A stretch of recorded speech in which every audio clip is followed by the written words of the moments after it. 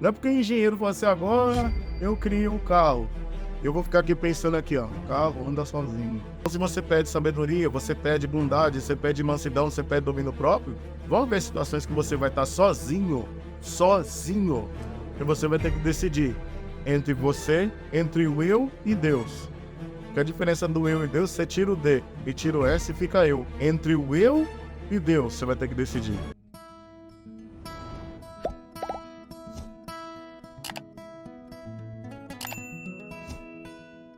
Olá, seja bem-vindo ao nosso canal Pai Nosso, Pão Nosso, tudo bem? Vamos falar um pouco mais da Palavra de Deus? Quero agradecer a você que tem assistido nosso conteúdo. Espero que tenha sido abençoador na sua vida. Queria fazer menção do texto aqui de 2 Crônicas 7:14, que vai dizer da seguinte maneira: se o meu povo, que se chama pelo meu nome, se humilhar, orar, buscar a minha face e se afastar dos seus maus caminhos, dos céus ouvirei, perdoarei o seu pecado, curarei a sua terra. De hoje em diante, meus olhos estarão abertos e os ouvidos atentos à oração feitas nesse lugar. Vamos lá. Olha que coisa interessante aqui que a gente vai aprender. Salomão, ele é filho de Davi. Ele recebe o trono como herança. Ele passa a ser, Davi acho que tinha aproximadamente 18 esposas, alguma coisa, 18 mulheres. Mas a mulher que, segundo a gente vai analisar, que ele mais amou ali é Betseba, né? Ele fez de tudo por ela. As outras, enfim, vamos analisar esse texto desse contexto. Eu não vou entrar no mérito das mulheres de Davi, mas eu quero ir até o texto, até a gente chegar em Salomão. Então, Salomão é um filho de Betseba com Davi. Betseba tem um filho com Davi, fruto de que uma noite de relação sexual, quando o seu marido tinha ido para a guerra. O seu marido indo para a guerra, Davi vê Betseba do seu palácio na sua casa e se interessa por ela e manda a vir. E chegando lá, eles têm uma conjunção carnal, e nessa conjunção carnal, ela engravida, e Davi tenta, por sua vez, fazer com que Urias venha se deitar com ela. E isso não acontece. Por quê? Urias, por sua vez, ele era fiel ao seu propósito. E tem um pensamento que ele tinha, que ele dizia assim: poxa, como eu posso meus irmãos estarem na guerra e eu aqui me deleitando com a minha esposa? Não, tem que manter firme. Eu tenho que manter fiel ao propósito aí com ele. Ser fiel ao rei, ao reino. Em outras palavras. E aí, beleza, ele vai pra guerra, Davi vai matar Urias ali, manda matar Urias, dá ordem pra poder matar. Ah, mas ele matou como? Mandou Urias ir pra frente da batalha. Urias não era um cara tão hábil pra estar ali à frente, né? Mas mandou. É a mesma coisa de você mandar um cachorro ficar na frente de 3 pitbull, mandar um chihuahuinha ficar na frente de 3 pitbull. O que vai acontecer com ele? Tô dando um exemplo, tá? E aí, o que aconteceu? Aí, mais à frente, Davi pega, reconhece ali o que aconteceu, através do profeta Natan, que através do profeta Natan orientou Davi acerca do que ele tinha feito. Beleza. Mas isso é um tema para uma outra parte do vídeo, mas a gente vai chegar até chegar a Salomão. E aí, Davi queria construir um templo, Natan falou: sensacional. Pô, Davi, vai lá, constrói o templo, vai ser beleza, vai ser benção, porque eu não posso ver Deus morando numa tenda e eu aqui num palácio. Vamos fazer o seguinte, quero construir um templo. Mas aí Natan fala assim para Davi: Davi, macho, pode construir que vai dar tudo certo. Só que vem Deus, à noite chama Natan: e Natan, qual que é as ideias? Fala que Davi não vai construir o reino, não. Quem vai construir vai ser o filho dele. E o filho dele que vai construir, porque ele tem sangue nas mãos. Ou seja, ele tinha o sangue de Urias nas mãos por conta ali do que ele tinha feito. Mas aí Davi pega, assume Betseba, e ele assumindo Betseba, eles novamente têm uma conjunção carnal. Passado um tempo, automaticamente nasce Salomão, conhecido como Gedidias, né? Também, que é outro nome de Salomão. Depois vocês podem pesquisar fazendo uma leitura aí. Automaticamente falando, passado um período, o texto não mostra em que momento é isso, mas através da ajuda dos profetas locais, dos conselheiros do rei, e quando a esposa chega perto de Davi, quer dizer, Betseba chega perto de Davi, diz assim: poxa, você tinha prometido para mim que nosso filho iria reinar. E Davi se lembra e depois dá a ordem ali e coloca Salomão para poder reinar.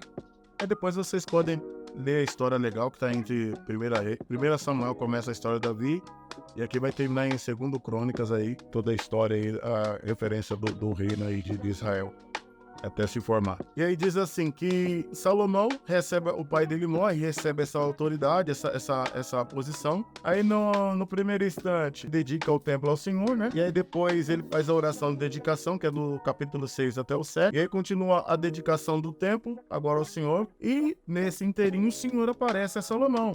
E diz assim: quando a Salomão acabou de construir o templo do Senhor e o palácio real, executando bem tudo o que pretendia realizar no templo do Senhor, em seu próprio palácio, o Senhor lhe apareceu de noite e disse: ouvi sua oração e escolhi este lugar para mim como um templo para sacrifício. Olha que coisa interessante. Deus tinha escolhido o lugar, que era Jerusalém, para poder colocar ali o sacrifício, ou seja, fazer o povo ali se reunir para poder prestar o culto a ele. Vamos pegar esse entendimento aqui. A Bíblia fala aqui o texto, Deus não tem hora para aparecer, mas nesse texto, e Deus também não tem hora para falar. Tá? Jesus falava ao meio-dia, Jesus falava na madrugada, Jesus falava à noite, se você pegar os textos aí. Então não tem hora para poder falar. Mas vamos pegar aqui, Deus usou um momento em que muitas das vezes nós estamos desprovidos de defesa. E qual que é esse momento? Muitas vezes quando você está no período de sono, você está no seu período de descanso. Você dorme, você parece, vou falar uma linguagem eufêmica aqui, que você parece que desligou todos os aparelhos ali e você está nesse momento. E é nesse momento, para que não haja reação, para que não haja contestamento, para que não haja nada, que muitas vezes Deus usou para poder falar com Salomão. Porque estava movido pelo poder, estava movido muitas vezes pela ansiedade, estava movido às vezes pelo medo, porque ele vai orar e falar, pô, eu não tenho sabedoria para poder lidar com esse povo, eu não sei como chegar e cuidar bem, porque meu pai até foi um bom rei, mas eu não sei se eu vou ser um bom rei que nem meu pai, então tenha as certezas. Isso eu estou falando para vocês que eu não estava lá, mas ele vai orar a Deus e ele podia ter pedido riqueza, um monte de coisa, mas ele pede a Deus sabedoria. E muitas vezes quando pedimos sabedoria a Deus, Deus vai colocar uma circunstância na sua vida para que você possa aprender. Como ser sábio? Não adianta você ter sabedoria e não usar. É a mesma coisa de você ter o corpo e não usar ele, uma hora ele vai atrofiar. É a mesma coisa de você ter um carro e falar, eu tenho habilitação, mas você não pratica a direção, você só tem só o documento, mas você não é prático. Então se você pede sabedoria, você pede bondade, você pede mansidão, você pede domínio próprio, vão haver situações que você vai estar sozinho, e você vai ter que decidir entre você, entre o eu e Deus. Que a diferença do eu e Deus, você tira o D e tira o S e fica eu. Entre o eu e Deus, você vai ter que decidir. E aí? O que você vai decidir? E aí vamos pegar aqui e voltar ao texto. E aí diz assim, ó, que Deus vai deixar uma ordem bem simples aqui para Salomão. E eu vou dizer para você que essa ordem pode se aplicar até nós, porque eu vou dizer aqui da seguinte maneira. Olha, se o povo que se chama pelo meu nome, eu me digo que eu sou cristão, eu falo que eu sirvo a Deus. As pessoas me veem, o cara diz que vai na igreja ali, é crente. É aquilo, se o povo que se chama pelo meu nome, né? Servos de Deus, se humilhar e orar. Vou ler, 14. Se o meu povo, que é de Deus, se chama pelo meu nome, se humilhar e orar e buscar a minha face, e se afastar dos seus maus caminhos. Então o que significa aqui, ó? A sua parte é humilhar, orar, buscar e se afastar. Então você se humilha, você ora, você busca, beleza? E aí agora a parte de Deus. E se afasta, perdão dizendo. Agora vamos para a parte de Deus. Deus perdoa o pecado. Deus cura a nação. Os olhos estarão abertos para ver. Os ouvidos estarão atentos para ouvir as orações feitas nesse lugar. Nossa, mas aqui o texto, mais uma vez, gente, esquece teologia. Mas teologia, a gente vai estudar o que tem aqui a revelação, é o que Deus revelou para nós, né? Deus não está aqui, como eu já falei em outros vídeos, para nos dar uma aula e falar assim, tô falando isso. Não. Deus deixou a escritura para a gente aprender. Então, eu quero usar esse texto da escritura para que nós possamos fazer o quê? Fazer uma observação. Que Deus faz a parte dele. Você tem que fazer a sua parte com Deus. E Deus faz a parte dele. Porque a salvação, eu acredito que a salvação e tudo o homem também tem que participar. Não é responsabilidade de Deus interina fazer tudo para o homem. O homem também tem sua obrigação. Mas como assim? Deus não criou tudo e todos? Sim, criou tudo e todos. Mas quando o povo estava com fome no deserto, Deus falou assim, eu vou mandar pão para vocês. E vocês viram como é que eles faziam o pão? Você acha que foi o pão fresquinho, quentinho? Não. Tem um pastor que fala assim, pão fresquinho. Não é assim não, cara. Não tem esse. Eles tiveram que coletar uma quantidade para poder pegar durante o dia. Eles coletavam e chegavam em casa, eles ainda tinham que preparar. Então, toda a bênção, toda a dádiva, tudo que o Senhor nos entrega vem acompanhado de um trabalho. Você acha que é fácil você pegar e falar assim, eu vou... Deus aí. Mas se você não arar a terra, você vai comer? Se você não colocar o ovo para frigir na frigideira, você vai comer o ovo? Não vai. Se você nem que seja ir ali alimentar a galinha, nem que seja... Então, é o que eu estou dizendo para você. Deus colocou as obras, Deus colocou o trabalho, a dinâmica da vida social na terra para que cada um possa fazer uma engrenagem. Você abre o motor, tem as engrenagens lá, vira brequim. Você abre o campo, tem as engrenagens, tem o master kit. Falando linguagem mecânica agora, de carro. Então você vai pegando ali, tem um pneu, tem o parafuso do pneu, tem o prisioneiro, cada um vai fazendo a sua função ali. Não é porque o engenheiro fala assim, agora eu crio o carro. Eu vou ficar aqui pensando aqui, ó, o carro anda sozinho.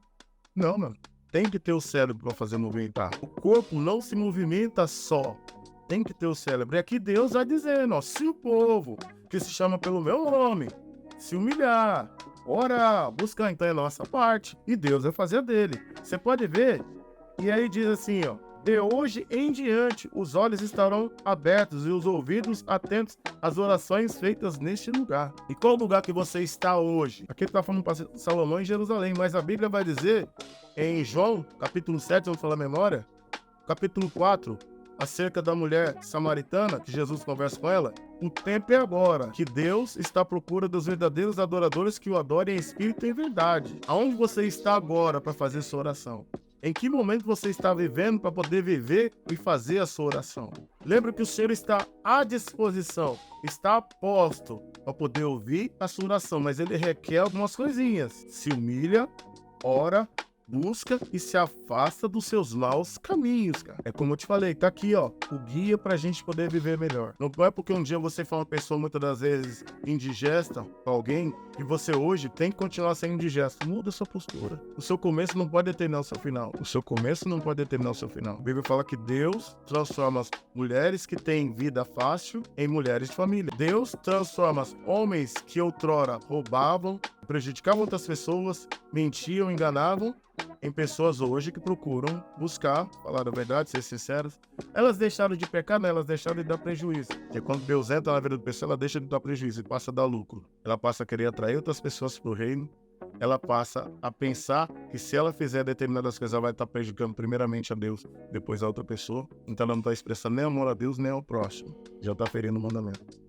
Então o Espírito Santo vai começando a guiar a vida da pessoa. Que Deus abençoe você nesse vídeo, nesse dia, nessa tarde, nessa noite, nessa manhã. Eu não sei que hora você está vendo esse vídeo. Mas não esqueça de deixar o seu joinha, fazer um comentário, porque isso é muito importante para nós aqui na plataforma.